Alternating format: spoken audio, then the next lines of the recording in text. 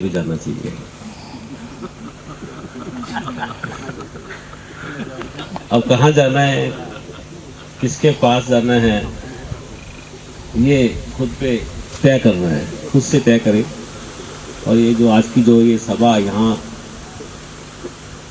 जन्म महोत्सव मनाया जा रहा है, मैंने भी सोचा था एक बार यहाँ आने से पहले, मैंने कहा ओशो जी का जन्म उत्सव मनाएंगे, सारे भजन गीत ध्यान सब उनसे प्रेरित होकर ही वही चलेगा सारा का सारा। लेकिन मुझे यहाँ देखकर सबसे बड़ी खुशी ये हो रही थी कि जिसके मन में जो था वो उसी को ही केंद्र बनाकर अपनी साधना कर रहा था। और ये विषय वाकई में बड़ा दिलचस्प है।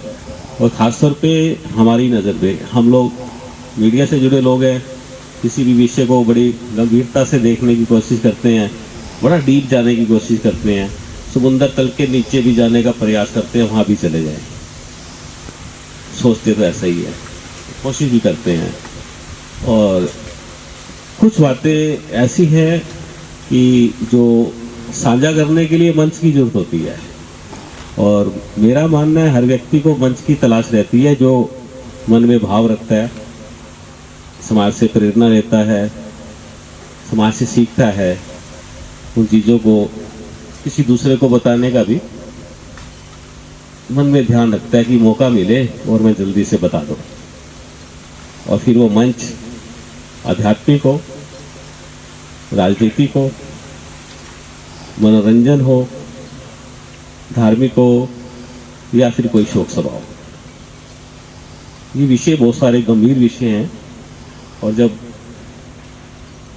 मंच तो सारे ही हैं, अब ऐसा कौन सा मंच है जहां पे सत्य बोला जाए, सच्चाई को सामने लेकर आया जाए। और यहाँ मैंने देखा कि खुद को ही जान लो कि मेरे अंदर क्या है, खुद को पहचान लो, क्या लगता है खुद को कि मैं इस धरती पे क्यों आया, कहाँ से, ऐसी कौन सी आत्मा मेरे शरीर में, ऐसा कौन सा ईंधन है जो मुझे चला रहा है, कहाँ तक लेके जाएगा, क्या होगा। और जब मन करता है सब कुछ छोड़ के भागने का, तब मन उससे पहले विचलित होता है। और जो मन विचलित होता है वो होता है, वो संसारिक सुखों से होता है, संसारिक दुखों से होता है, अड़ोस पड़ोस से होता है, फैमिली में हो जाता है, कहीं से भी कुछ भी हो जाता है, गलत कहीं हो रहा है, उसको देख के भी आदमी कहता है यार बहुत बुरा हुआ, छोड़ देना चाहिए। लेकिन जाएंगे कहाँ? अब जाने की बात करें तो लोग सोचते हैं भी जाना कहाँ है। अब बहुत से गुरु, आध्यात्मिक गुरु आ चुके हैं, लव गुरु भी आए हुए हैं, बहुत से गुरु हैं, लेकिन मार्ग क्या दिखाते हैं, वो वहां का नहीं दिखाते जहां से आपको आध्यात्मिक ज्ञान मिलेगा, या फिर बात करें मुक्ति मिलेगी इस संसार से, उसके बाद अगले जन्म से। कर्मों की बात भी जोड़ते हैं, वो बहुत सारी चीजें जोड़ते हैं। लेकिन वो जोड़ते हैं किसके साथ है, वो अपने साथ जोड़ देते हैं। पहले 10 लोग आते हैं, कि 15, 20, 50, 100, लाखों, करोड़ों, आप देख रहे हो हर जगह चल रहा है। और ये नहीं है कि भारत में चल रहा है, हमारे देश में चल रहा है, और भी कंट्रीज में चल रहा है। लेकिन सबसे बड़ी बात मैंने जो स्टडी की है वो कि हमारी जो संस्कृति है उस पर विश्व में काम हो रहा है। लोग बाहर के लोग जुड़ रहे हैं। कहीं ना कहीं हम ऐसी धरती पे हैं जहां मुझे लगता है कि वाकई में ईश्वर है। और किसी को मैंने समझाया भी था एक तरीका, ये भगवान कैसे नजर आते हैं। अब इतने बढ़िया आप एटमॉस्फेयर में यहाँ बैठे हो, पूरा 20-22 किलोमीटर छोड़ के यहाँ एकांत में, और प्राकृतिक का नज़ारा ले रहे हो, ठंडी ठंडी हवाएं आ रही हैं, पेड़ पौधे देख रहे हैं, तो ये सारा एक अनुभव है ये। और यहाँ आने के बाद जो महसूस किया जाता है कुछ पल के लिए, 1 घंटे के लिए, 2, 3, 4, जैसे यहाँ से बाहर जाएंगे तो बाहर की लीला में चले जाएंगे। तो ये सिलसिला जो चलता है ऐसे ही चलता रहेगा। आपको समझौता एक्सप्रेस का कांड में मारे गए लोगों की एक घटना के बारे में बताता हूँ, वो सुनिए। उसी में साल में एक बार उनके पेरेंट्स आते थे कि जिनको नहीं मिले तो वहीं आ जाते थे श्रद्धांजलि देने के लिए। हुआ क्या, जब वो आए वहाँ पर कुत्तों ने उसको नोच दिया, पूरा कब्रिस्तान को खोद दिया, लाशों को खाना शुरू कर दिया। बड़ा दयनीय सीन था वो। तो उसको जब मैंने उसको लिखना चाहा, वो मुझे पहली 10 लाइनें लिखने में 1-1.5 घंटा लगा, लेकिन मेरे मन में नहीं उतर रहा था कि ये सच्चाई नहीं है। फिर मन में आया कि किसी शेर से लिख देते हैं।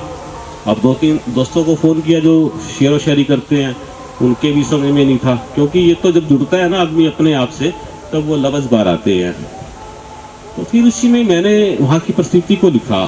तो उसी में जब मैंने स्टार्टिंग लिखी, खुदा ना जाने कितने जुल्मों की सज़ा हमें देगा, खुदा ना जाने कितने जुल्मों की सज़ा हमें देगा, क्या क्वेश्चन मार्क है यहाँ पर, क्या मौत के बाद हमारे गुनाहों का बदला हमारे शवों से लेगा। ये स्थिति वहाँ की थी। और इन लाइनों ने मुझे कहाँ से कहाँ पहुँचाया सफलता की, और ये लाइनें मुझे चंद लाइनें ले गई। तो हम लोग कहते हैं समाज में जुड़ते हैं, समाज के लिए मीडिया आईना होता है, कहते हैं हम बनना भी चाहते हैं, कोशिश भी करते हैं। तो इसी सिलसिले में कहीं ना कहीं सकारात्मक किसी का भी काम हो करते रहते हैं।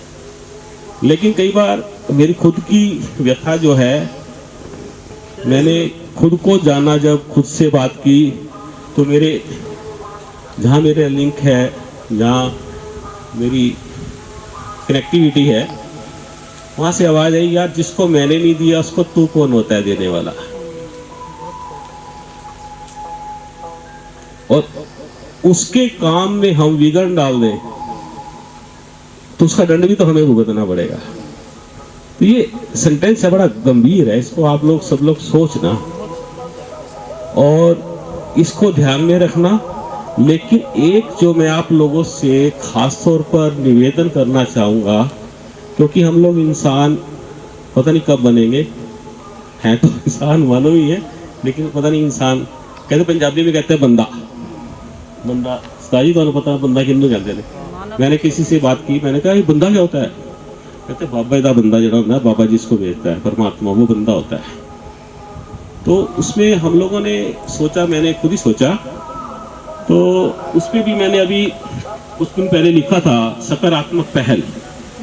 वैसे मैं लिखता हूँ आज का ज्ञान, और ज्ञान लिखने के बाद नीचे लिखता हूँ ज्ञान समापन। ये मेरे आते हैं तकरीबन, मेरी साइटों पे देखोगे, मेरे डिजिटल प्लेटफॉर्म पे देखोगे, आपको मिलेगा। अभी मैंने कुछ दिन पहले लिखा था, जो सुख में साथ दे वो रिश्ते होते हैं, और जो दुख में साथ दे वो फरिश्ते होते हैं। तो इसी के अंदर मैंने जुड़ा कि आज खासतौर पर जो हो रहा है कि घर में यदि कोई व्यक्ति बीमार हो जाए, एक्सीडेंट हो जाए, उसको कोई प्रॉब्लम हो जाए, सबसे पहले उसके अपने दूर भागते हैं। ये चीज बड़ी गंभीर है, क्योंकि हाँ, ये सब हम लोगों के साथ होता है। और इसी के साथ हमने जोड़ा कि जब वो दूर भागते हैं तो कुछ लोग नजदीक भी आते हैं, बहुत से आ जाते हैं जिसकी कल्पना भी नहीं होती। तो मेरा जो आज यहाँ खास तौर पर आप लोगों से विषय रखने का जो मन में था, वो ये था कि हम किसी शादी, किसी के सगाई में, किसी के घर के इनॉग्रेशंस में, या फिर किसी के भी सुख के कार्यक्रम में जाते हैं, तो सबकी एक धारणा सी बनी है, कुछ ना कुछ आर्थिक सहयोग लिफाफे में डालकर दे देते हैं, जिसको सगन भी कहते हैं। शादियों में सगन दिया जाता है, मोटा पैसा भी दे देते हैं। दिवाली, दशहरा, कुछ फेस्टिवल आते हैं, उसमें भी काफ़ी चलता है, और इसके अंदर बहुत सी चीज़ें होती हैं, कभी फिर वो मैं बताऊंगा। लेकिन जो मैं बात आपको बताना चाहता हूँ वो ये बात है कि एक नई पहल जो होनी चाहिए वो ये होनी चाहिए कि यदि कोई व्यक्ति बीमार हो जाता है या उसका कोई एक्सीडेंट हो जाता है, हॉस्पिटल में एडमिट होता है, तो उसका जब पता लेने जाते हैं तो कुछ ना कुछ उनकी आर्थिक सहायता ज़रूर करनी चाहिए। एक लिफाफे में अपनी गुंजाइश के हिसाब से अपनी आर्थिक स्थिति को देखते हुए जितना आपका मन करे कुछ ना कुछ आर्थिक सहयोग ज़रूर करके आना चाहिए उस परिवार को। चुपचाप वो लिफाफा पकड़ा दें ताकि संकट की घड़ी में जो दिया गया सहयोग है वो उनके काम आ सके। ये एक पहल जो है ये हम सबको मिलके करनी होगी। इसी के साथ मैं आपका बहुत बहुत धन्यवाद करता हूँ कि आज मुझे जो यहाँ पर मंच मिला है अपनी बात रखने के लिए। नमस्कार।